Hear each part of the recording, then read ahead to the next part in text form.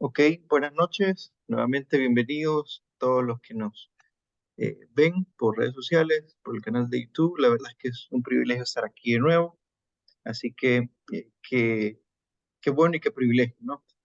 Eh, Nuevamente recordarles, la idea es, o no tenemos un orden o una secuencia definida. Los estudios son unos estudios, digamos, que no llevan una interrelación unos con otros, pero la idea es poder tener eso, una opción más, y poder tener una alternativa para poder conocer más de Jesús y edificarnos también como iglesia. Así que gracias nuevamente y quisiera que me acompañaran eh, a Jeremías 2, versículo 1 al 5. Eh, y el título de este estudio es Cisternas Rotas, para que lo recordemos. Entonces, acompáñenme por favor a Jeremías 2, versículo del 1 al 5, y voy a leerlo en la versión Reina Valera y luego en la versión traducción del lenguaje actual. Ok, comienzo. Dice Jeremías 2: Vino a mí palabra de Jehová diciendo, anda y clama a los oídos de Jerusalén, diciendo así dice Jehová, me he acordado de ti, de la fidelidad de tu juventud, del amor de tu esposorio, cuando andabas en pos de mí en el desierto, en tierra no sembrada. Santo era Israel a Jehová, primicias de sus nuevos frutos. Todos los que le devoraban eran culpables, mal venía sobre ellos, dice Jehová. Oíd la palabra de Jehová, casa de Jacob y todas las familias de la casa de Israel. Así dijo Jehová, ¿qué maldad hallaron en mí vuestros padres, que se alejaron de mí y se fueron tras la vanidad y se hicieron vanos? Ok, leo traducción lenguaje actual. Eh, Dios me dijo, Jeremías, ve y diles de mi parte a todos los habitantes de Jerusalén. Yo recuerdo, pueblo de Israel, que tus primeros años me amabas solo a mí. Parecía una novia enamorada y me seguiste por el desierto, por tierras donde nada crece.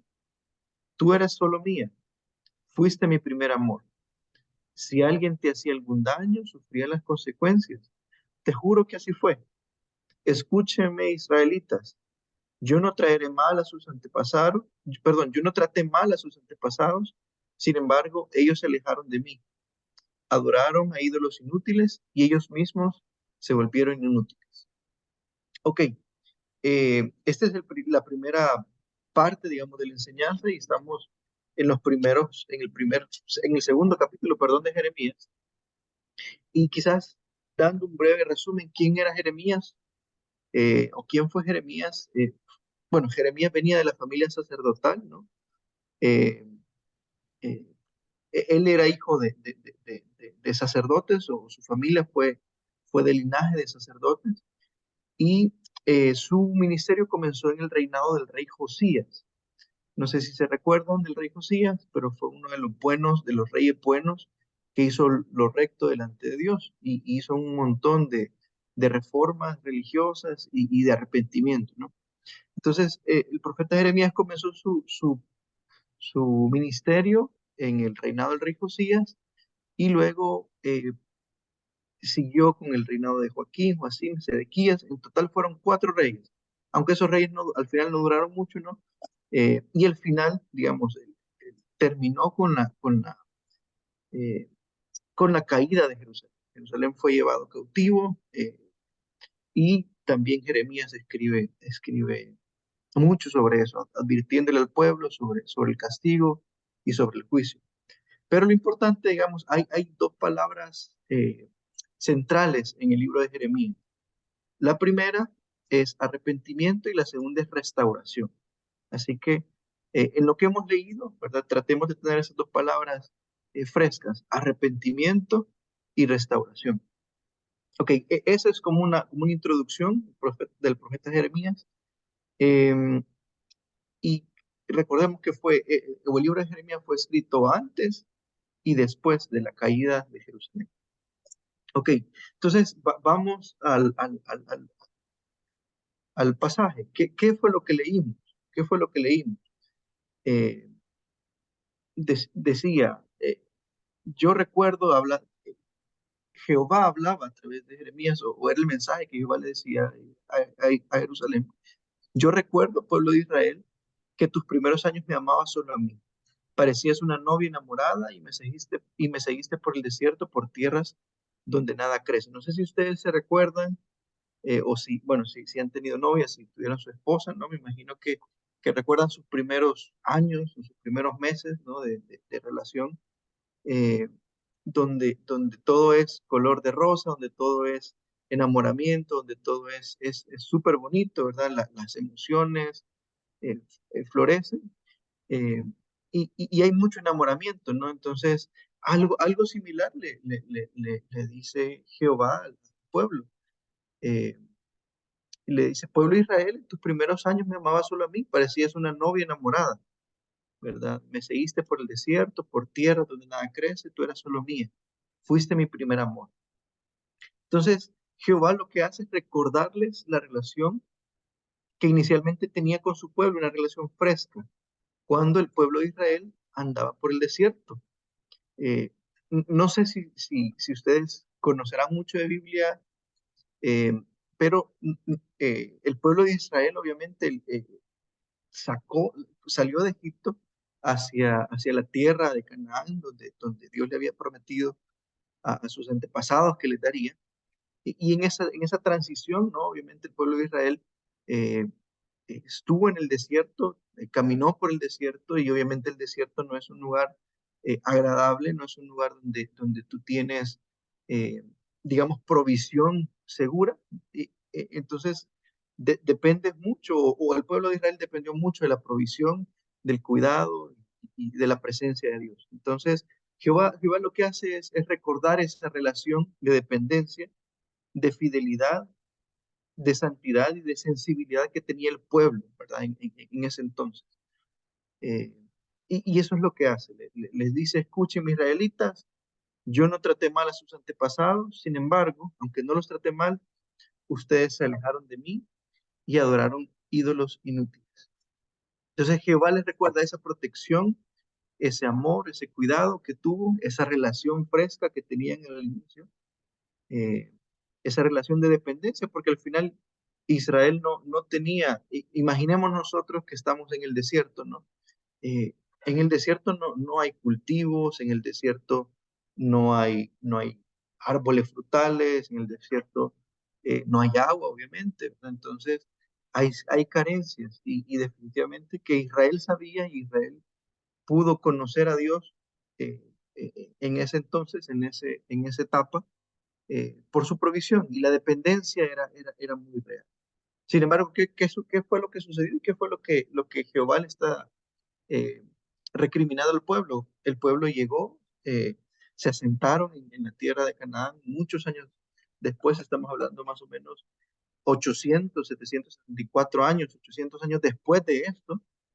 eh, Estamos viendo que el pueblo estaba tranquilo, tenía bueno, obviamente ya había un reinado, ya habían reyes, ya tenían su vida, sus establecimientos. ¿Y qué fue lo que pasó? Como tenían seguridad, como tenían provisión, como tenían eh, poder, ¿no? Se olvidaron lentamente, paulatinamente de Dios, y comenzaron a hacerse inútiles, como dice lo que hemos leído. Adoraron ídolos inútiles y se volvieron tras otros dioses. Ok, y quizás la primera pregunta que le hace, o si resumimos lo que acabamos de leer, es que Dios les pregunta al pueblo, ¿qué mal les hice para que se alejaran de mí? ¿Qué mal les hice para que se alejaran de mí? Y luego vamos al versículo que queremos estudiar esta noche, y es el versículo 13 de Jeremías 2. Y dice el versículo 13 de Jeremías 2, recordemos todo lo que hemos hablado, ¿verdad? Dos males ha hecho mi pueblo. Me dejaron a mí fuente de agua viva y cavaron para sí cisternas rotas que no retienen agua. sea, aquí habla, está claro, no es, no es complicado, dice Jehová, dos males han hecho, o sea, dos pecados ha realizado mi pueblo. El primer pecado es que me han abandonado y el segundo pecado es que como me han abandonado, me han reemplazado. Han puesto algo en lugar mío, algo, ya sea cosas, relaciones, dioses, lo que sea, en mi lugar, ¿verdad? Y me han reemplazado. Y esos son los pecados, ¿no? Y utiliza símil, utiliza imágenes del agua, ¿no? Y vemos en el primer símil, cuando dice, me han abandonado, eh, se- Jehová se habla a sí mismo, se refiere a sí mismo como fuente de agua viva. No sé si para ustedes suena esa palabra o tiene algún significado, fuente de agua viva, pero quisiera leerles esta otra versión que dice, ustedes, pueblo mío, cometieron dos pecados. Me abandonaron a mí, que soy para ustedes una fuente de agua que les da vida, y se hicieron sus propios estanques que no retienen el agua. Entonces, en la antigüedad, pues, obviamente el agua viva es un agua que está fluyendo, es un agua que se está moviendo. Y obviamente un agua que está fluyendo es un agua, eh, obviamente que no está estancada, es un agua que por lo general es un agua limpia, es un agua pura, es un agua donde no hay contaminación. Entonces, y Dios eh, se identifica con ese tipo de agua. Y dice, me dejaron a mí fuente de agua viva. Y el segundo mal dice que me han reemplazado y dejaron esa fuente de agua viva, esa fuente de pureza, esa fuente de provisión. Y no hablo de provisión obviamente económica, sino que me refiero a todos los tipos de provisión. Me dejaron a mí fuente de agua. ¿Y qué hicieron? Me reemplazaron por cisternas rotas. ¿Y qué significa esas cisternas rotas? Bueno, en primer lugar, dioses, ¿no? Dioses con D minúscula, ídolos, que el pueblo de Israel se levantaba y decidía, voy a adorar, quiero adorar esos dioses, que veo, esos dioses que tengo, que siento, que los puedo guardar aquí en mi casa, que los puedo hacer a mi manera, eh, y prefiero adorar eso. Y Jehová hace el símil. Bueno, eso es como una cisterna rota. ¿Y por qué cisterna rota? Porque eh, tú puedes echar agua, ¿no? Pero el agua no se va a quedar ahí. El agua se va a filtrar y al final de cuentas no vas a tener nada. Entonces, ¿a qué quiero llegar? Digamos, ya vimos esta historia, pero quisiera que reflexionáramos acerca del carácter de Dios. ¿Qué nos dice lo que hemos leído acerca del carácter de Dios? Primero, nos habla de la fidelidad de Dios a pesar de la infidelidad de su pueblo, ¿verdad? Eh, Estoy hablando que pasaron, hice una cuenta rápida, más o menos 800 años, eh, pero no sé si ustedes se recuerdan, desde que el pueblo de Israel llegó a Canaán, era un círculo vicioso, ¿no? Pecaban, por lo menos en los jueces, por ejemplo, pecaban, eh, venía juicio, se arrepentían, el Señor los liberaba. Luego que el Señor los liberaba, volvían a pecar. Y eso fue en los jueces. Luego, con el tema de los reyes, no sé si alguna vez han tenido la oportunidad de leer el libro de Reyes, eh, Crónicas, por ejemplo, donde habla de lo mismo, del círculo vicioso, ¿verdad? Que el Señor perdonaba, venía liberación, el pueblo se arrepentía, pero luego volvía a pecar, venía juicio, etc.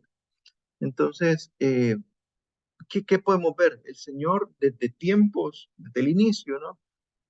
tenía, fue fiel a su promesa, fue fiel a la promesa que le hizo al pueblo de Israel, el pueblo de Judá, obviamente, eh, a pesar de que el pueblo de Dios era infiel. Entonces, podemos ver la fidelidad de Dios a pesar de nuestra infidelidad. Lo segundo que podemos ver es el amor de Dios hacia su pueblo, el afecto. No sé si ustedes se identifican, pero por ejemplo, las palabras con que Jehová eh, habla, dice, yo recuerdo, pueblo de Israel, que tus primeros años me amabas solo a mí, parecías una novia enamorada. Le dice, tú eras solo mía, fuiste mi primer amor.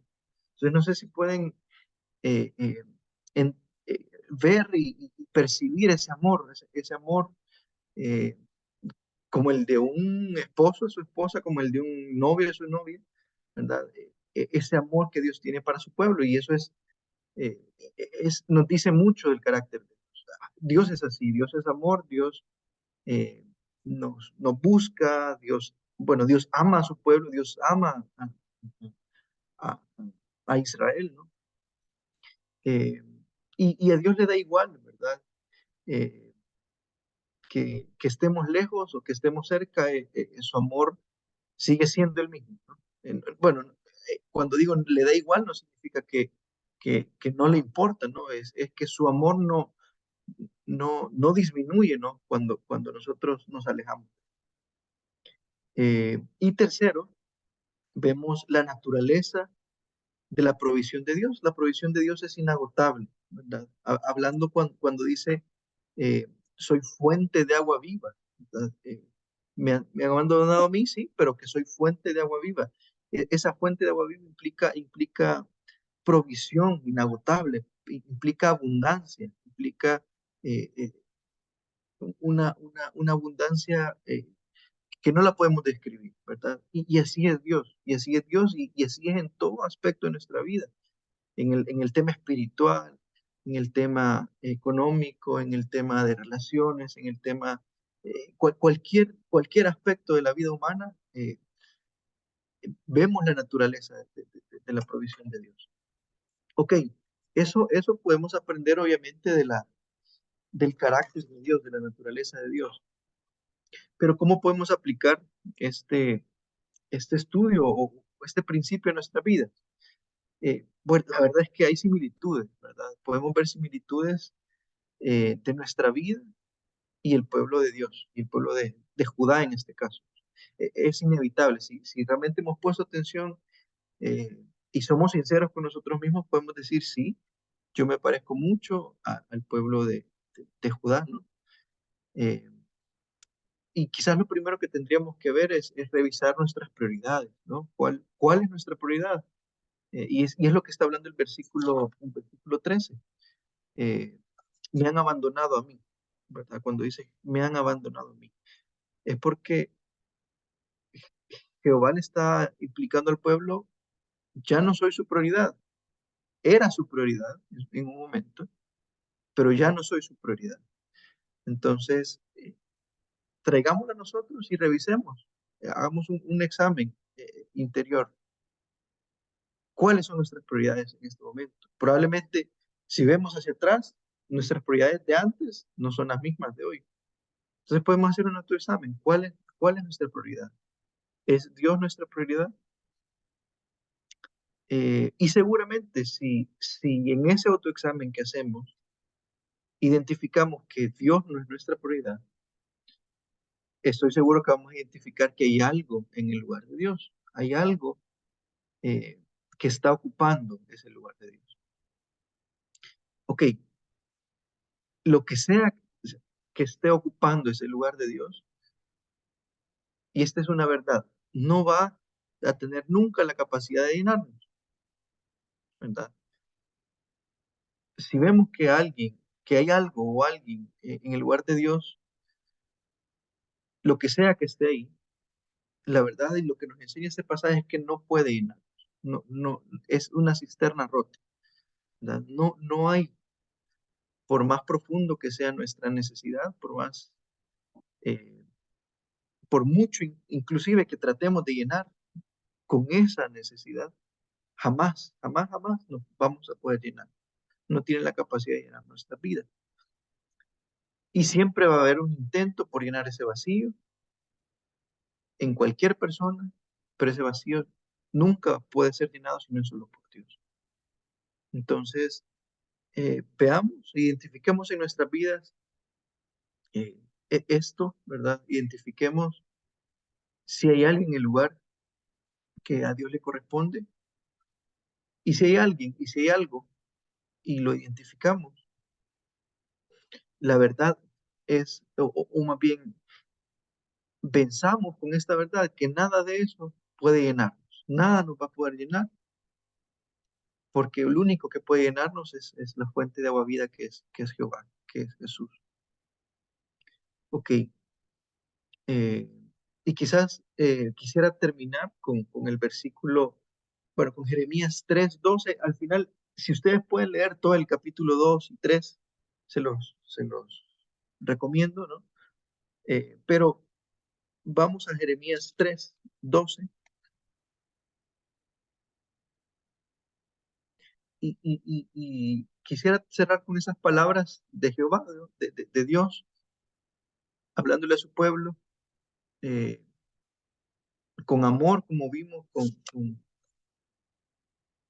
con afecto, con, con misericordia. Y llegamos a esas palabras nuestras. Dice Jeremías 3, versículo 12. Ve y clama estas palabras hacia el norte y di, vuélvete, oh rebelde Israel, dice Jehová. No haré caer mi ira sobre ti, porque misericordioso soy yo, dice Jehová. No guardaré para siempre el enojo.